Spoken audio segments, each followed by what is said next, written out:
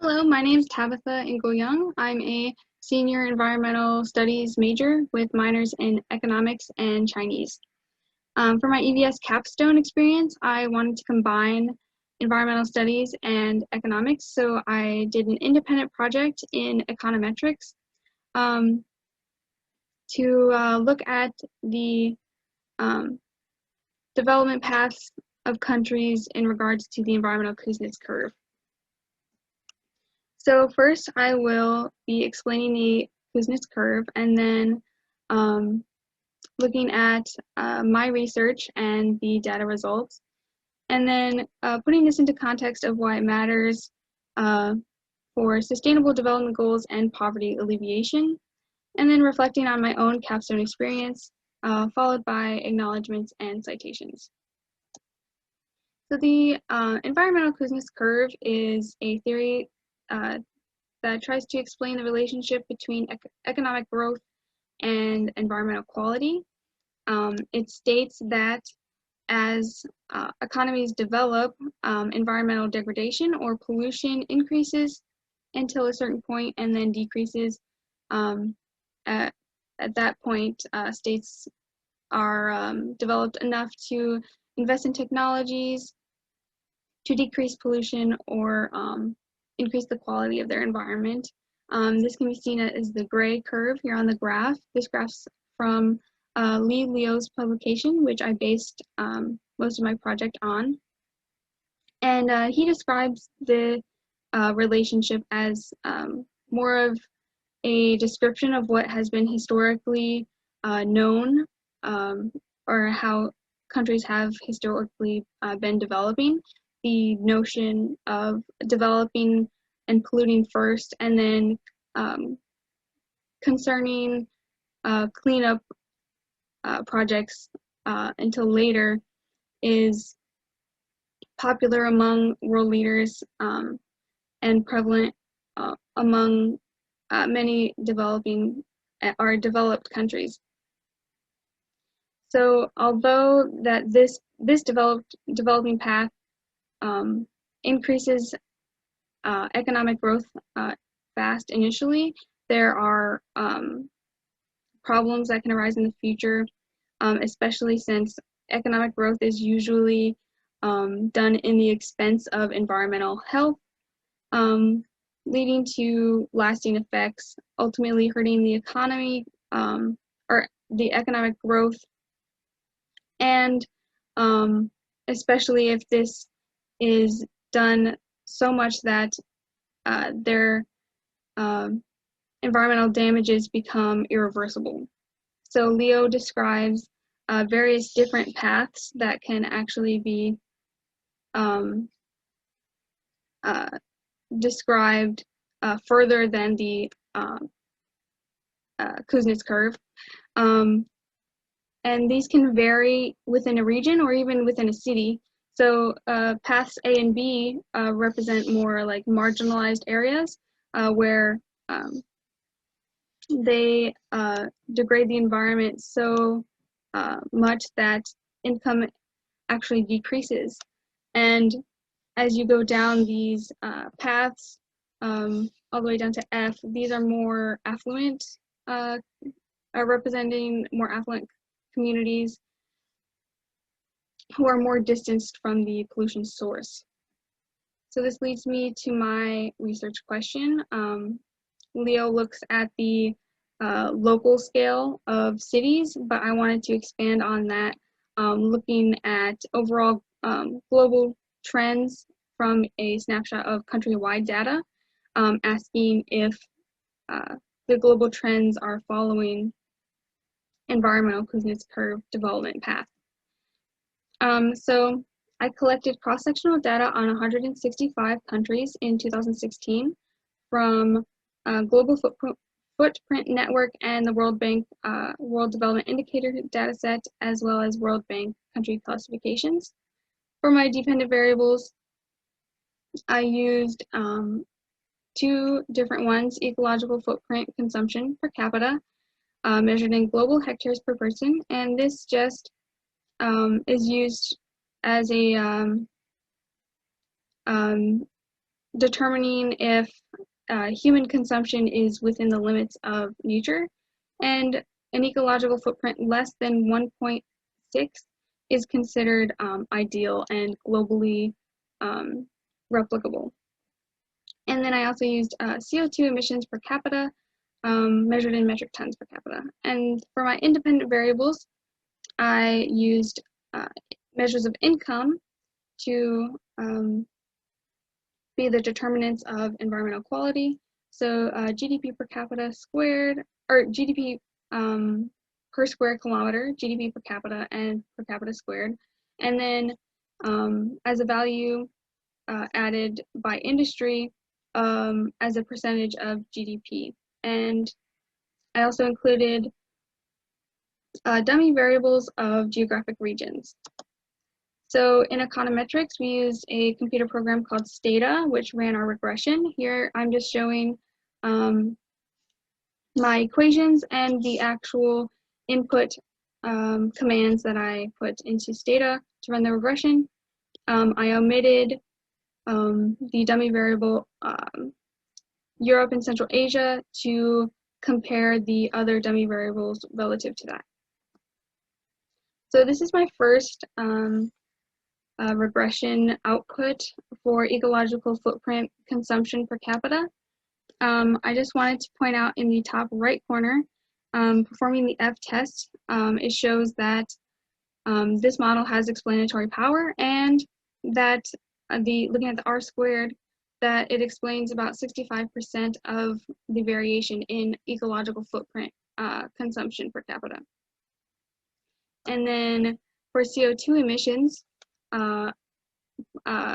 regression, this also has explanatory power, and then it explains about 52% of the variation in CO2 emissions per capita.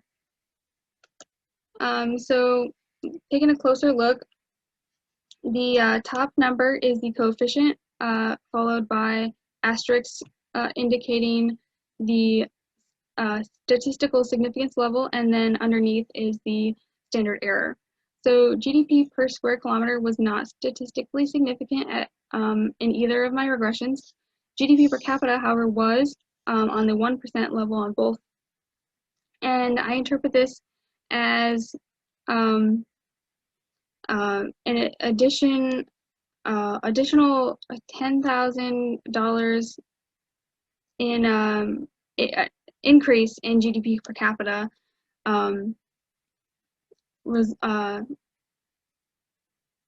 results in a 1.097 increase in global hectares per person for the ecological footprint.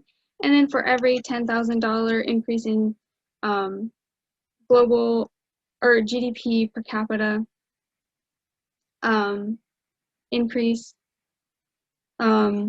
the CO2 emissions per capita increased by about 2.896 metric tons. And then GDP per capita squared, these coefficients are negative, and then the GDP per capita coefficients are positive. So that is showing me that it's actually a initially increasing and then decreasing relationship, similar to the environmental Kuznets curve. So then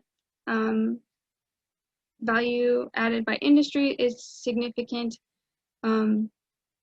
for the CO2 emissions per capita. And then for the regions, you can see here, Middle East and North Africa, after controlling for income,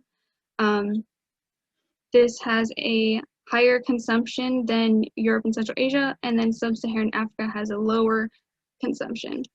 And then looking at CO2 emissions, East Asia and Pacific region, and also Middle East and North Africa, both are seen as higher CO2 emissions per capita than Europe and Central Asia. So this just is plotting the GDP per capita against my dependent variables to show the relationship a little bit better. I was able to calculate the turning points The turning point for ecological footprint per capita is beyond the GDP per capita range. However, it's about $78,000 in GDP per capita for CO2 emissions. So this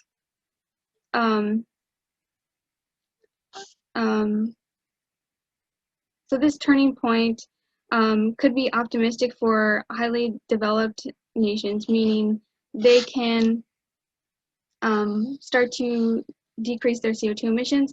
However, it could be concerning for these developing nations, which have a long way to go before they can reach that turning point, which is why sustainable development matters in this context, because sustainable development can decrease that how high that arch goes. So decreasing the impact of CO2 emissions and environmental degradation. Sustainable development is actually defined by the UN by development that meets the needs of the present without compromising the ability of future generations to meet their own needs. And this is important for poverty eradication. The UN Sustainable Development Goals actually cite poverty as the first goal here, and we are currently not on track to accomplish the targets for 2030. So there needs to be action on all levels and all sectors to help develop sustainably. And from my results, you can also see that the countries today are not on sustainable paths. They are more aligned with the environmental Kuznets curve. So poverty in the terms of environment is not very much addressed. Leo defines a new term called environmental poverty, which is the lack of a healthy environment needed for society's survival and development. And even the World Bank and the United Nations define poverty on a more economic and social level, measured by dollars a day. And this is concerning because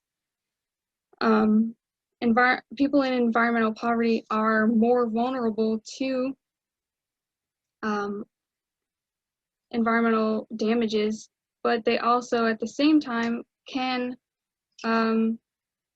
cause more stress on the environment by either overcrowding or overexploitation on marginalized lands.